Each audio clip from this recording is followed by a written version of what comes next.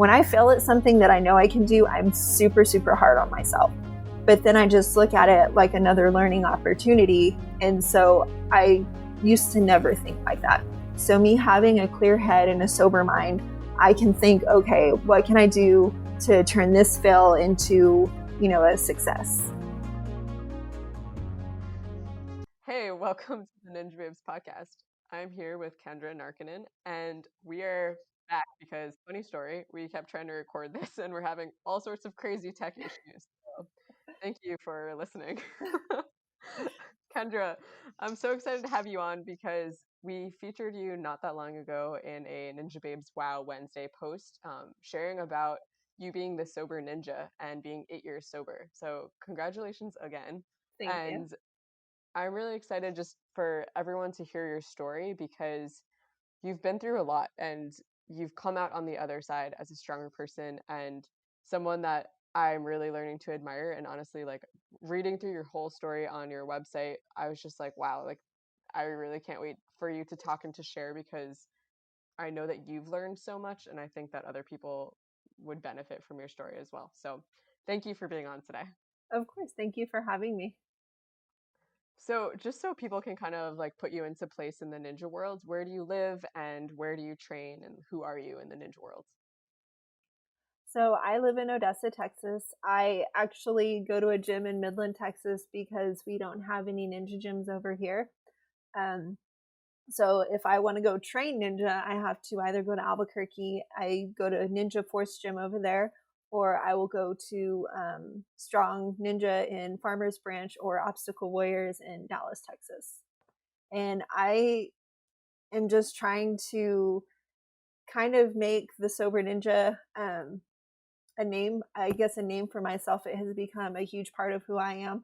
And I just want to share that with the ninja community as well as the sober community.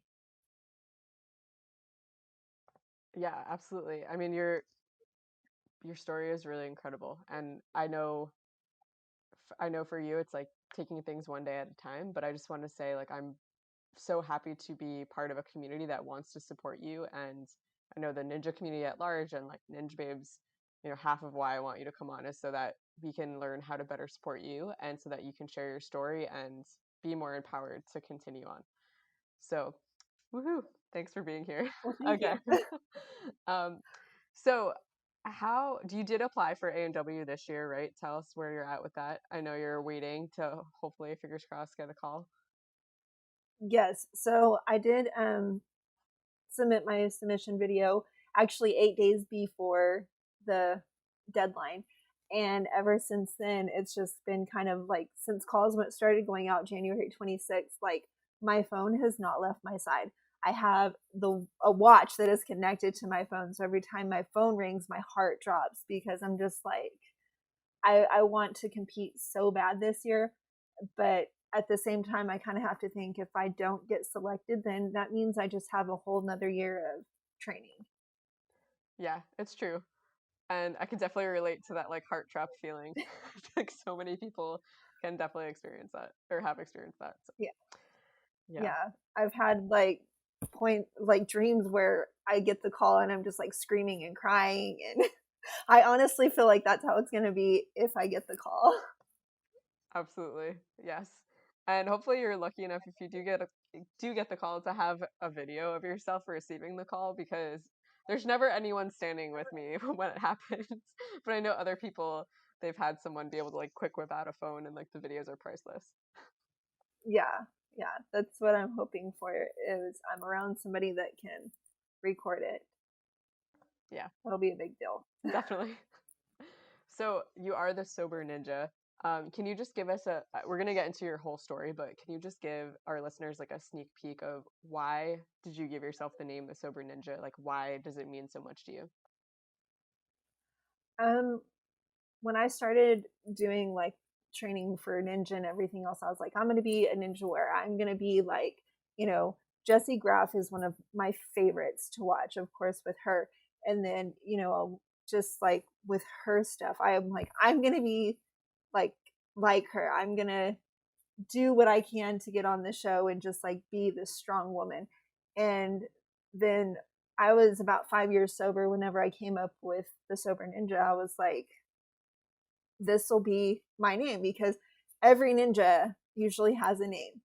And so I just came up with the Sober Ninja, and it just has become a part of who I am. You know, whenever I go to the gym, nobody calls me by my first name anymore. They just always call me Ninja. And so it just feels good to have that name out there and for people to look at me and be like, hey, that's the Sober Ninja. They don't say, hey, that's Kendra.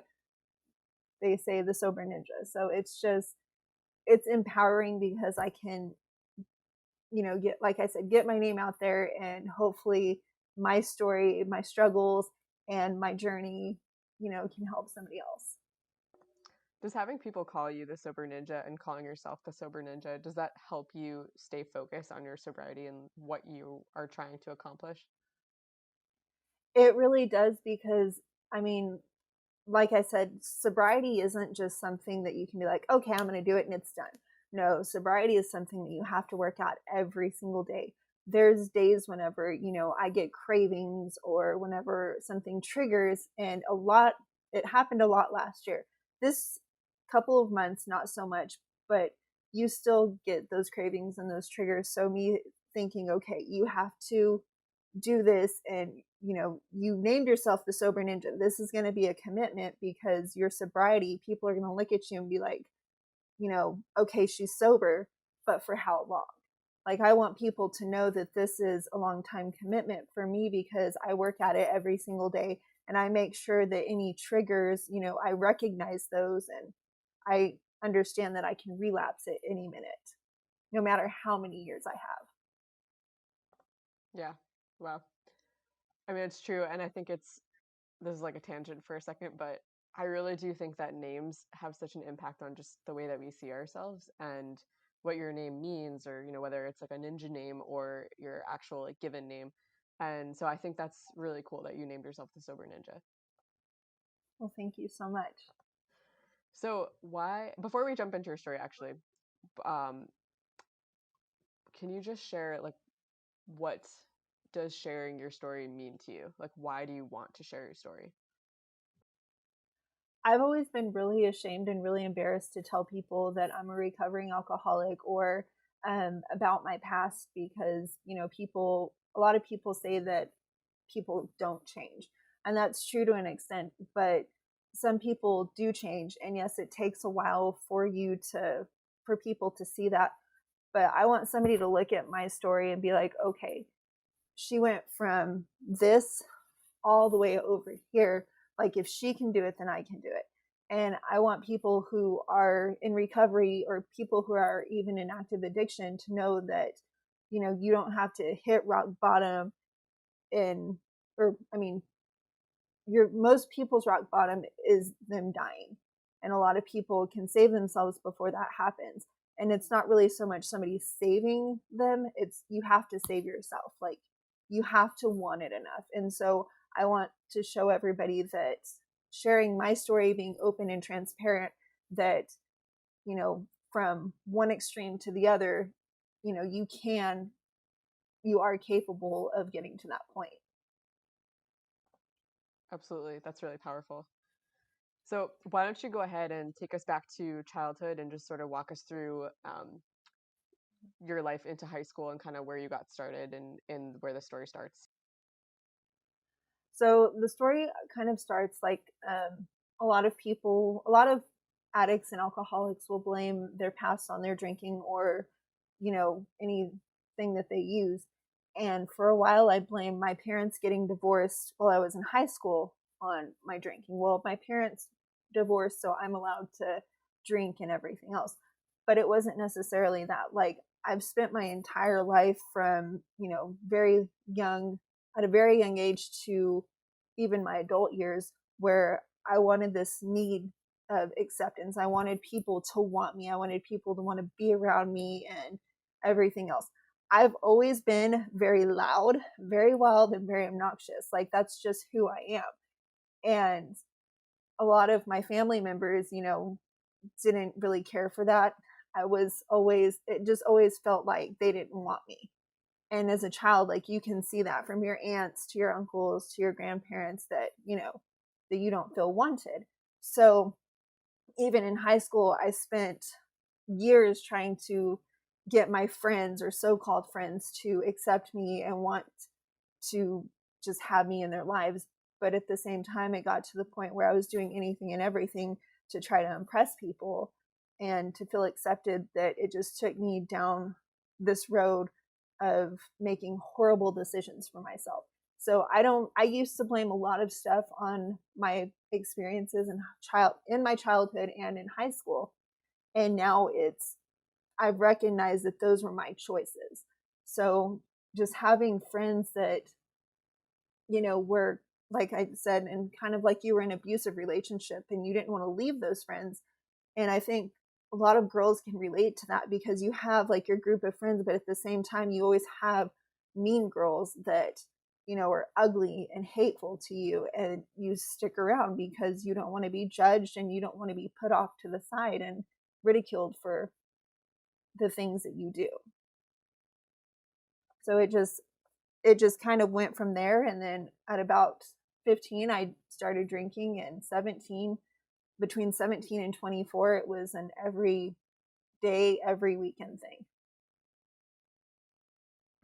It's crazy how like the need for acceptance or that peer pressure or just like not wanting to be alone can be such a strong influence in decision making. And do you feel like during that time that you knew somewhere in the back of your head that you were not making great decisions, or was it just completely like, I need to fit in, I need to be wanted?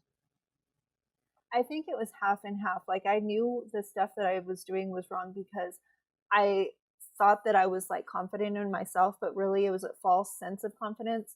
And I was putting myself in situations where afterwards I would feel horrible, and just like I would talk so ugly to myself. And then at the same time, it was just I wanted everybody to accept me. I wanted to be in that group and not be alone or be by myself. Yeah, I mean, like, what did that look like, if you don't mind expanding a little bit? Like, what were some of the things that you would feel ugly for, or just be talking so negatively about yourself, like afterwards? Like, what did that look like? So girls put themselves in situations, and I guess it's kind of like the wrong way to say it. I put myself in situations where I let guys use me, and to the point where it was just like, okay, this is how you get a guy's attention. And it kind of like stuck with me you know, through a really long time, until probably, I mean, even as recent as maybe like 4 or 5 years ago, that I finally understood that, you know, you don't have to do all these things for a guy to like you. And that was kind of what I use. You put yourself out there and they're like, okay, guys will only like you if you do this, or girls will only be friends with you if you do this. So it was just to the point where I had no respect for myself. Wow. Looking back, if there's something you could have said to yourself in those moments or like during those times, like what would that have been? Um, Probably to have more respect for myself, but at the same time, uh, I don't wish I could have changed anything in my past, because if I were to go back and change anything, then I wouldn't be the woman that I am today. I wouldn't have those experiences. Yeah, no, I get that. I totally understand. um, so then going back to your story, from about like 17 and onward, I read in your blog just explaining how like the drinking continued, the partying, and just like being in relationships with guys that weren't beneficial to you, that were just more, I don't know if you want to say abusive or just manipulation, taking advantage of you. Like, where did that end? Like, where did that lead you? It finally led me to a point in my life where I, I kind of, so to get into that, I was engaged at a very young age. Um, so it took a toll on me, and I was very disrespectful to that guy. So it just got to the point where I would just like drink myself I guess if you could say it, drink myself stupid.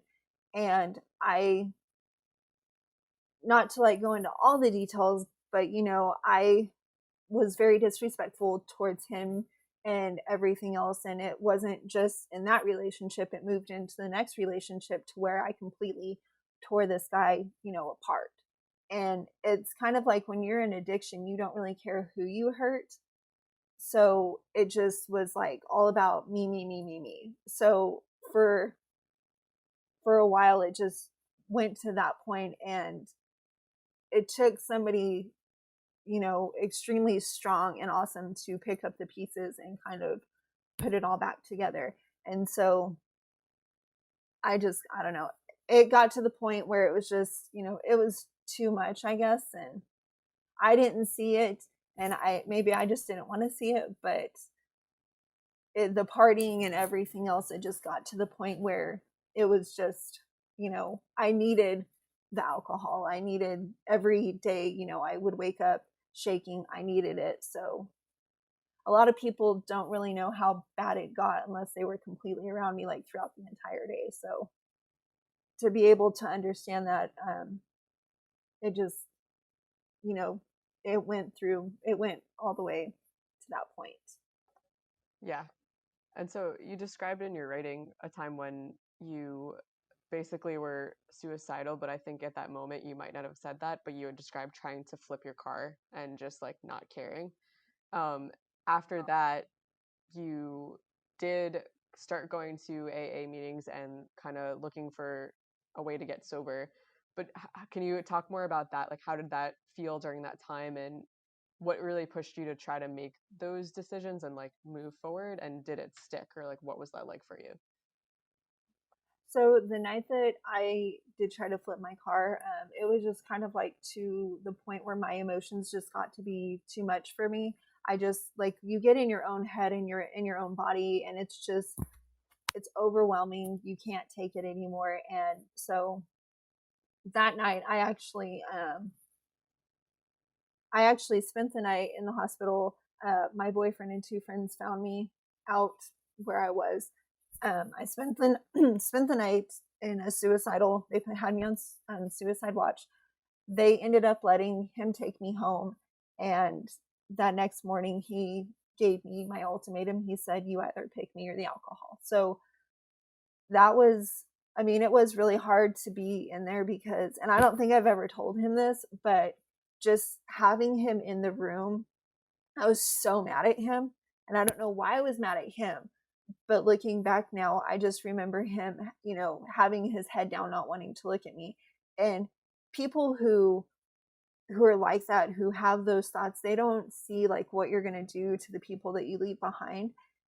And for me to see that with him, it's just to the, I could see that it was taking a huge toll on him, and that, losing me would not be good. And I didn't want to see like my mom or any of my family. So, but the next morning, like I said, he was able to take me home, and I went to my first AA meeting that night.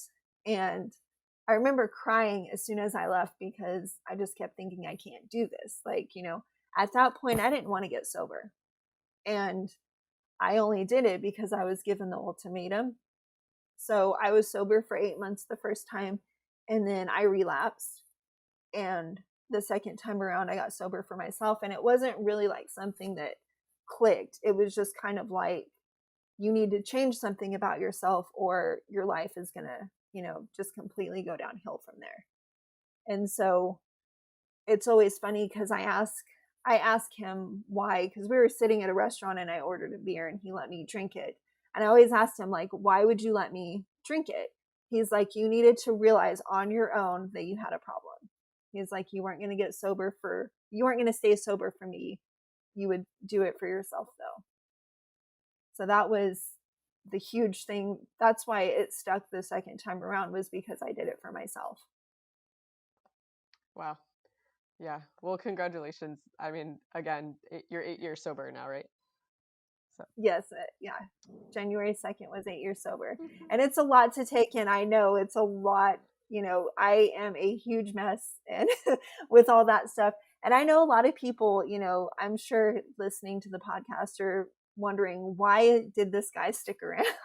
And I ask myself that the same question all the time, but I'm very grateful that God blessed me with him. Yeah, I mean, that actually is a perfect segue into the next question I had on my list here. You, I noticed a lot in your writing that you mention truth and you mention wanting truth and not wanting people to just say yes and support you when you were doing something that was not constructive to your life and not healthy. Um, Yeah. so can you talk more about that? Just what does that having that truth or having people who are willing to really just give you the hard truth, even if it's not doesn't feel good in the moment, like what does that mean to you? So he is really, really good about doing that. And it makes me so mad when he does that. But he tells me stuff that I don't want to hear, but it's the truth. I've actually gone through a lot of friends just because of the fact that they always want to be my yes man. And that's not what I want. And you also have people who don't understand your sobriety. And then they're like, well, why can't you just have one? Why can't you just drink one? So they don't understand that. But I want people who are going to tell me what it is and not what I want to hear. And he's going to listen to this and be like, no, you don't. Yeah, there's a lot of times when I don't want to know what it is. I would rather want you to tell me what I want to hear. But when it comes to like my sobriety and everything else, I want to be told what it is. I want the hard truth about that. Yeah, definitely. And I know your experience and your story is obviously you really want the truth. You really need like you need someone like him or you need yourself to be able to listen to that truth and what it is. But everyone in the world, I feel like there's so many different experiences or opportunities where we would all be a lot better off if people just gave us the truth and we could, sometimes it's hard to hear, but whether it's, oh, that friend is no good for you or that relationship is not helping you or whatever it is, we'd all be better off if we just listened to the truth sometimes. But But a lot of people get very, very, oh yeah, hostile when you try to tell them the truth. it's true. Again, it's true. No, but yeah, I think has there been other ways that you've seen in your life just the realization of like I need the truth or I need to realize what's really going on versus like staying in this place in my head? Have you seen other ways that that's helped you in life? Um, I would say a lot of it is I I grew up with this. It's kind of like I grew up no or you everybody has like Hmm. their family things that they do. So in my family, they have a set way of doing stuff. Hmm. So when I go out and do a different way of doing stuff, it's just kind of like, no, that's not how it's supposed to be done. You do it this way, not this way. Hmm.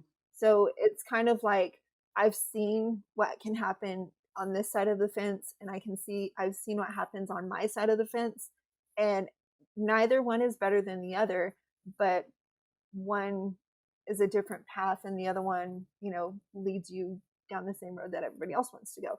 And I've always been defiant. I don't want to do what everybody else is doing. Yeah. So going down that road of taking a different way than most of my family does, or the way that we do things in my family, it hasn't been easy for me. Hmm. And I'm not saying that they ridicule or anything. I'm just saying that sometimes they don't understand the path that I'm going down because it's completely different than what they're used to. Hmm. It makes sense. I mean, yeah. Yeah. I know you mentioned also that you ended up going to school for engineering. Is that what you're doing now? We had talked before the call a little bit about your job. Is that what you do? So right now I'm actually a land tech for an oil field company. I took this semester off just because I wanted to focus on training and getting my body ready just in case, I were to get the call. Mhm. So I took the semester off, but I am in my first year of my bachelor's degree in petroleum engineering. Oh wow. Awesome. Yeah. Yeah. Sweet. Yeah. How, so then where in your story, I know you kind of mentioned it in the beginning, but where did you find Ninja Warrior? And was it, did you watch Ninja for a long time and then finally you were like, I want to do this? Yes, I did watch Ninja Warrior. Like, I have watched it, I think, since maybe season 8, I think. And it's just always been something that I could watch. And I'm like, oh my gosh, how do they do that? Or one of a couple of the ninjas that I find hilarious are Grant McCartney and the Eskimo ninja. I can't even think of his name right now. Um, I know who you're talking about. I actually, yes, well, I'm but they have actually, yeah, I'm blanking on his actual name too, but Eskimo Ninja, I know who you're talking about. Yeah. like such a cool like bromance that I just think it's hilarious. And then you have like all the girls that are on there, and it's just amazing. And I'm always thinking, whenever I see like the shorter girls, because I range in the tall, because I'm 5'8.5", so I'm gonna range in the tall where I can do a little bit more stuff and have a little bit more of a reach. So I'm always thinking to myself, well, I have that reach and I can do that. So, it's just, I've always just loved the show. And then whenever it comes on, I always have to, pause it if I like leave the room or anything else, because I don't want to miss anything. Awesome. Yeah. I know it's crazy when you see just ninjas in general. Every ninja has their special thing, I feel like. Whether it's your Yeah. crazy personality or just like some insane background, like climbing background or whatever that you bring to the course. It's just really cool when you can see everyone's unique characteristics and abilities. It's like completely inspiring. Yeah. And that's what I was kind of hoping for with, my story, is that I know they want a good background story. And that's why I was kind of like, okay, maybe I'll get picked this year. And Yeah, I mean, if not this year, there's definitely next year. It's like you mentioned this earlier, but it's true that if you didn't get called this year, that just means you have a whole nother year to train and get more experience competing and things like that. But no matter what, I say this yeah, to anyone who's listening who doesn't get the call this year and they really wanted it, know that who you are is still important and valued even if you didn't get picked. Like you should continue yeah, training, you should continue looking for, where's your ninja community, how can you get involved, because there's a lot going on besides just A&W, even though that is the thing we all look up to. So, yeah. I've recently, last year, November of 2019, it was my first UNAA competition. And I was so scared that, I was super nervous. You could tell that I was nervous in my video. And then about a year later, I competed in regionals because they had to hold it off because of COVID. And everybody said they could see how much more confident I was in my second run. So I feel more yeah. competitions I do, the more confident I'll become. Oh, absolutely. For sure. And yeah, just by far. I feel like that's the same with everybody. So, keep And everybody has been, I mean, the community has been super amazing. It's not like a normal sport where everybody goes in, they're like, yeah, I'm going to beat you. Like, everybody wants to do well, but everybody's uplifting, they're rooting for each other, they're hoping that they continue rather than fail. It's just amazing. yes. Do you feel that Ninja has helped you in your sobriety? I really do, because it has given me something that I can, you know, train for. And the less time that I have, just sitting at home, or, just sitting doing nothing, I can be training and everything else that way. I'm not thinking about drinking or wanting to drink. And those times are very far and few between now. Hmm. What do you feel like has, I'm trying to think how to phrase this question. Has there been a moment in Ninja that's like really just blown you away? Like whether it's in training or whatnot, that you're like, I'm so glad I'm sober because I would have missed this if I wasn't. Like, has there been a moment that really hit you? Um, I think when I was doing my submission video for this year, and I was training and everything else. And I had my gym behind me the entire time. They let me come in, and they did classes that everybody could participate and be in the video.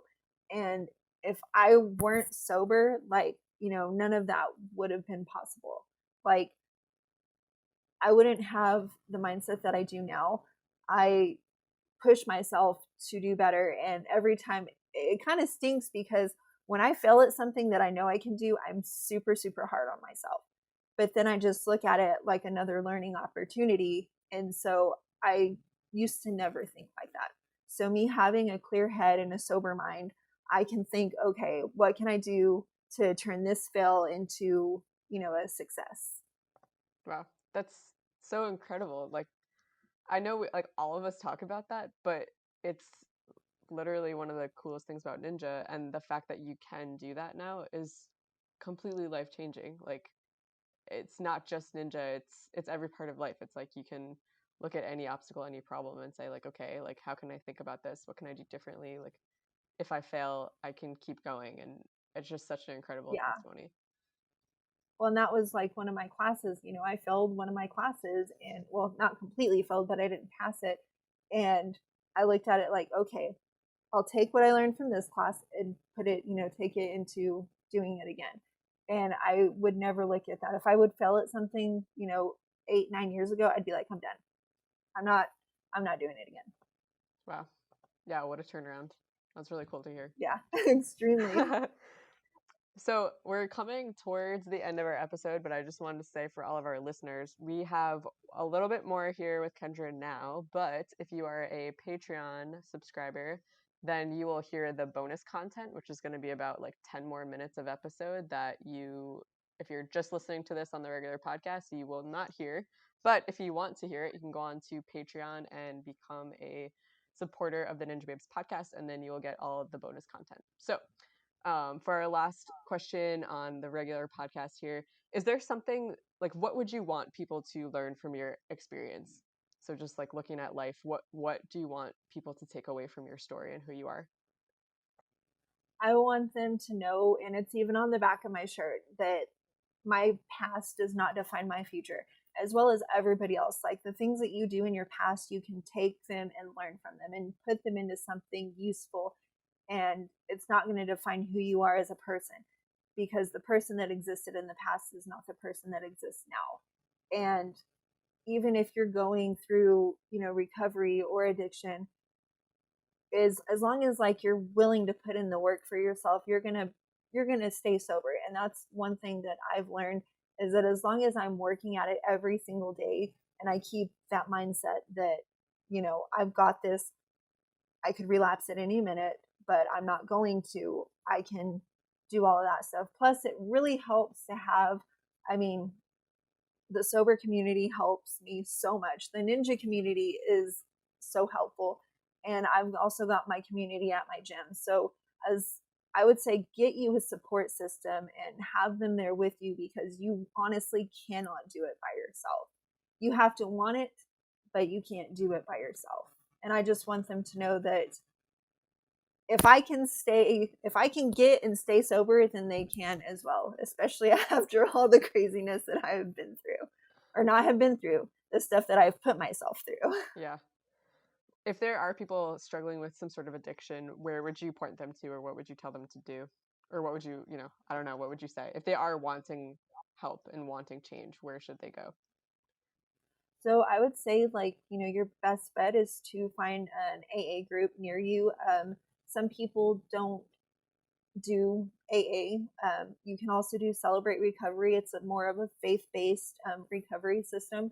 I actually like the Celebrate Recovery. Um, Also, there are multiple places on Instagram. There's multiple places on Facebook that you can go and talk to people, and they'll help you. Like, nobody is alone in this, I promise. The sober community is huge. That's really cool. And where can people find more about you and your story, like handles or websites and things like that? So my Instagram handle is obviously the Sober Ninja. I also have a Facebook page under my name, as well as my Sober Ninja page. And then I also have a website. It's www.thesoberninja.com. And I post a lot of my competitions on YouTube as well, and you'll find my story on there as well. Awesome. We'll definitely link to that in the podcast and from the Ninja Babes website as well, so everyone can find it. So Awesome. we're gonna move into the bonus part of our episode. So for those of you who are just listening on the regular podcast, this is the end. Kendra, thank you for being on. Thank you very much for having me. And so we're just gonna move on into the next question for our bonus.